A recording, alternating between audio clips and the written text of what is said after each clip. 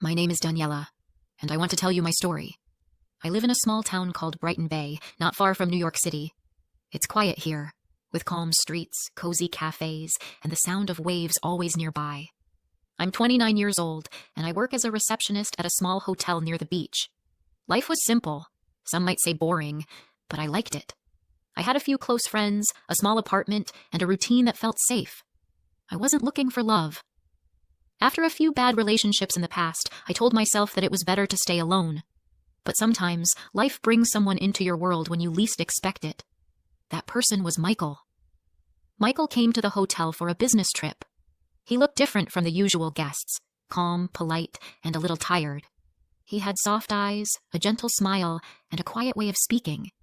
When he asked for a room, I helped him check in, and he thanked me in a way that felt personal. I noticed the way he looked at me, not in a bad way, just kind. I smiled back without even meaning to. The next morning, he came down to the lobby and asked for directions around town. I told him where to get the best coffee, where the beach was nice and quiet, and which seafood restaurant locals liked best. He listened to me carefully, really listened, and I liked that. Most people don't. After that, we started talking more. He stayed for 2 weeks. Every evening when his work was done, he would come to the lobby and we would chat. Some days we walked along the beach. Other times we sat on a bench near the lighthouse. We talked about life, books, music, dreams. He told me about the stress of his job in the city. I told him about my quiet life here. I felt comfortable with him. I felt seen. One night we were walking by the water. The stars were out and the breeze was soft. He turned to me and said, "Being with you feels like peace." Those words stayed in my heart. I think I started falling for him that night. When his 2 weeks were over, he left Brighton Bay, but we kept in touch. Every day he sent me messages. Every night we talked on the phone. We laughed. We shared stories. And I missed him more than I thought I would. A month later, he came back. This time, he didn't stay at the hotel. He rented a small house near the harbor and asked me to visit. We made dinner together. We listened to music and danced in the kitchen. It felt like we had been together for a long time. I felt lucky. But then one evening, something changed. We were sitting on the couch, drinking tea, and he looked serious. He took a breath and said, "Daniela, I need to tell you something." I looked at him. My heart started to beat faster. "I'm married," he said, looking at the floor. "I have 2 children."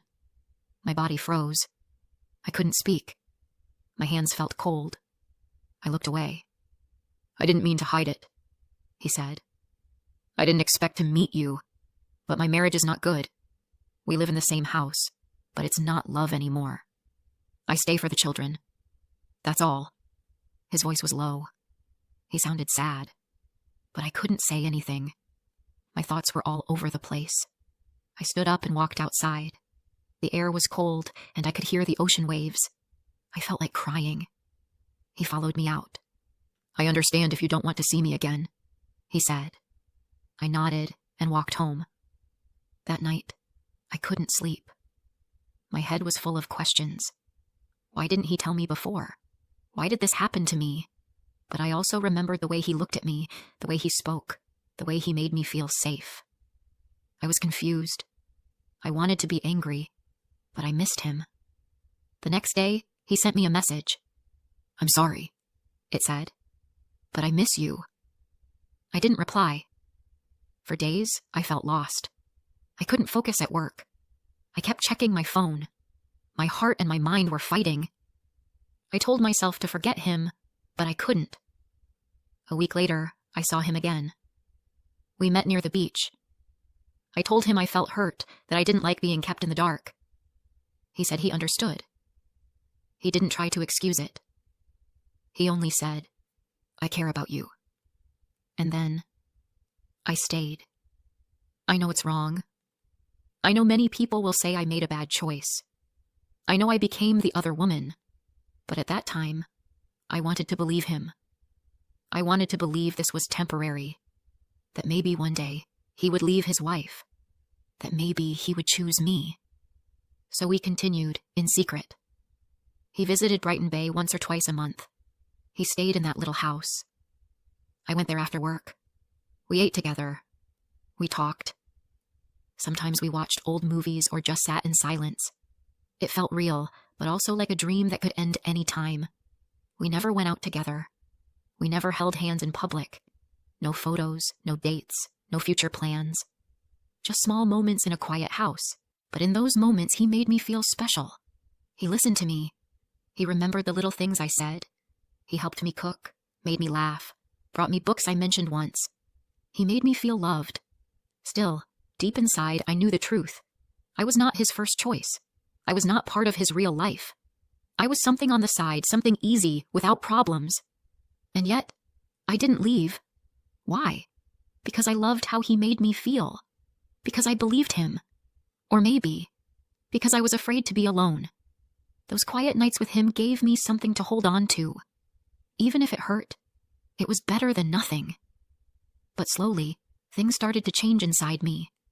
I stopped smiling the way I used to. I waited for his messages more than I should. I made my schedule around his visits. I said no to friends. I stayed home, always waiting for him to call. My world became smaller. Just him. And silence. Sometimes I stood on the beach and asked myself, is this love? Or am I just lost? And I would tell myself, wait, maybe one day things will be different. But the questions didn't stop. They grew louder. The weeks passed, and I stayed in that quiet world, waiting for Michael. I still loved him, but something inside me was changing. I started to feel tired, not just in my body, but in my heart. I was always waiting for a message, waiting for a visit, waiting for love that was only mine for a few hours at a time. Sometimes he came for a weekend. We stayed in the little house near the harbor. We talked, cooked, and held each other. But when he left, the house felt cold and empty. I looked around and saw only my things. He never left anything behind. No clothes. No photos. No sign that he had ever been there. It was like he lived two lives. And in one of them, I didn't exist. I tried to tell myself that love takes time. I believed he cared about me. Maybe he did. But he still went back to his wife, to his children, to the life where I did not belong. And I began to wonder, why do I let this happen? One night, after he left, I sat by the window and watched the rain fall. I asked myself, what am I doing with my life? I loved someone who could not give me a full heart. I was always second. I had dreams too, a home, a child, a man who would choose me every day. But instead, I had empty rooms and silent nights. I started to feel that I deserved more. But I was scared. I didn't want to lose him. I didn't want to feel lonely. Some part of me hoped he would change. That one day, he would come to me and say, I left. I'm here now. Just for you. But that day never came. I spoke to my friend Nina, the only one who knew the truth. I told her how I felt, tired, sad, confused. You deserve to be first, Daniela, she said. You should be with someone who's proud to love you.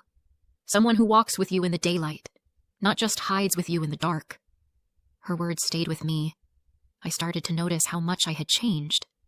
I didn't laugh like I used to. I didn't go out. I always checked my phone. I had stopped doing things I loved, reading by the sea, walking in the park, having dinner with friends. My world had become small, and I was the one who let it happen. One evening, Michael visited again. He smiled, brought flowers, kissed my forehead. He acted like everything was fine. But I was quiet. What's wrong? He asked. I don't know if I can keep doing this, I said. He looked surprised. Why now? Because I feel like I'm not living my own life, I said. I'm living in your shadow. I wait for your visits, your calls, your words. But I'm always waiting. I want more. I need more. He sat down and said nothing for a while. Then he said, I love you, Daniela. You know that. Then why don't you choose me? I asked. He looked away. It's not that easy. I have children, a family. And what am I? I asked softly. Just a secret? He didn't answer. That night I cried again. Not because he was cruel. He wasn't. But because I finally saw the truth. He would never leave. Not for me. Not for anyone. After he left, I didn't message him. I didn't call. I needed time to think. I walked by the beach every morning before work. I let the wind touch my face. I watched the waves and thought about my life. What did I want? What made me happy? Slowly, I remembered the old me, the girl who loved long walks, coffee with friends, books by the fire. I missed her. I also thought about love. What does real love look like? Not just flowers and kisses, but someone who stands with you in the open. Someone who says, "You're mine." Without fear. I didn't have that. Not with Michael. I started writing in a notebook every night. Just thoughts and feelings. It helped me understand what I wanted. And every page I filled made me a little stronger. Michael still sent messages. "I miss you. I'm thinking about you. Can I see you?" But I didn't answer. Not right away. I needed time. 1 week later, he showed up at my door. I was surprised, but I let him in. "I needed to see you," he said. "You've been quiet." "I've been thinking," I told him. He sat down. "About us?" "Yes," I said. "About everything." We talked for a long time. I told him how I felt, about waiting, about being second, about losing myself. "I can't keep doing this," I said. "I love you. Maybe I always will. But I need a real life. I want to be with someone who can give me all of their heart, not just a part." He looked sad. "I can't leave them, Daniela. I've tried to imagine it, but I can't do that to my children." I nodded. I understood. But I also understood something else. This was the end. "I hope you find peace," I said. "I hope we both do." He stood up. He hugged me. "I'm sorry," he whispered. Then he left. And that was the last time I saw him. That night I cried again, but it felt different. The pain was real, but it was also clean, like a deep breath after holding it too long. The next morning, I walked down to the sea. I stood there for a long time, just watching the waves. The sky was clear. The wind was soft. I felt something I hadn't felt in months. Calm. I knew healing would take time, but I also knew I had taken the first step. For the first time in a long time, I was not waiting for a message. I was not checking my phone. I was just standing there with myself. And that was enough. For now. Months passed after I said goodbye to Michael. At first, the days felt long and heavy. I missed him. I missed the way he smiled, the way he held me, the small things we used to share. Some mornings I wanted to call him. Some nights I cried in bed, holding my pillow close, remembering the sound of his voice. But slowly, things began to change. I started spending more time with my friends again. Nina invited me for coffee every weekend. We talked and laughed. Sometimes we sat in silence, just enjoying each other's company. It felt good to be around people who loved me for me, with no secrets, no lies. I also returned to the things I once enjoyed. I began reading again, soft stories, quiet ones, about love and hope. I walked on the beach every evening. I watched the sunset and listened to the sound of the waves. The sea always made me feel calm. It reminded me that life moves forward, no matter what happens. I also started working on my goals. I took a small class at the community center, something simple about writing stories. I didn't tell many people about it. I just wanted to try something for myself. Each week, I wrote a few pages about my thoughts and dreams. It felt good to write. It helped me heal. One evening after class, I was walking home when I stopped by a bookstore near the corner. I hadn't been there in a long time. Inside, I saw a man looking at travel books.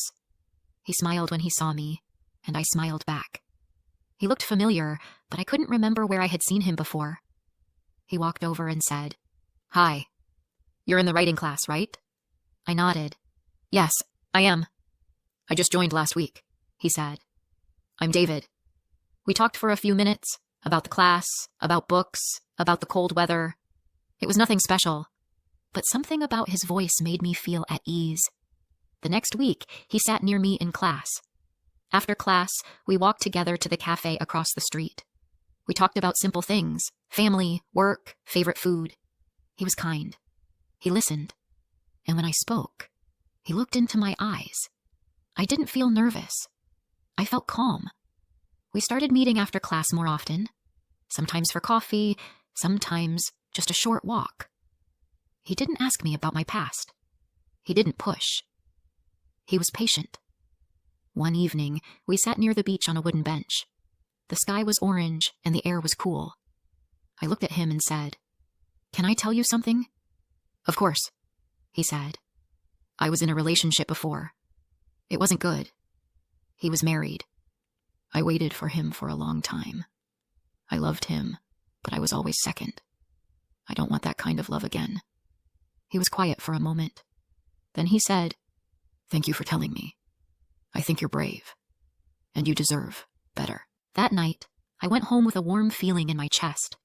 Not because I was falling in love, but because I felt understood. Weeks turned into months. David and I spent more time together.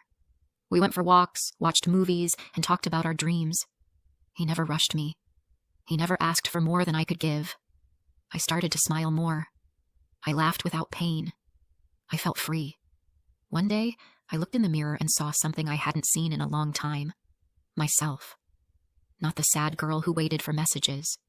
Not the woman who cried alone at night. But Daniela, strong, gentle, and alive. David became a part of my life slowly, like the sun rising after a long night. He didn't try to fix me. He just stood beside me. And in his quiet way, he showed me what real love can look like. One evening, we were sitting in the park, watching children play. "Do you ever want a family?" I asked. "Yes," he said. "One day, with the right person." I smiled. "Me too." We didn't need to say more. I knew now that love doesn't have to hurt. It doesn't have to be hidden or painful. Love should feel safe. It should feel like coming home. Looking back, I don't regret my past. It taught me important lessons. I learned that love without respect is not enough. That waiting for someone who cannot choose you will only bring pain. That no one else can give you peace. You have to find it inside yourself. And now, I have peace. I have hope. I have love. Not from someone who hides me, but from someone who walks beside me. If someone asked me today, was it worth it? I would say yes. Because through all the sadness, I found myself. And in finding myself, I opened the door to a new kind of love. A better one. One I truly deserve.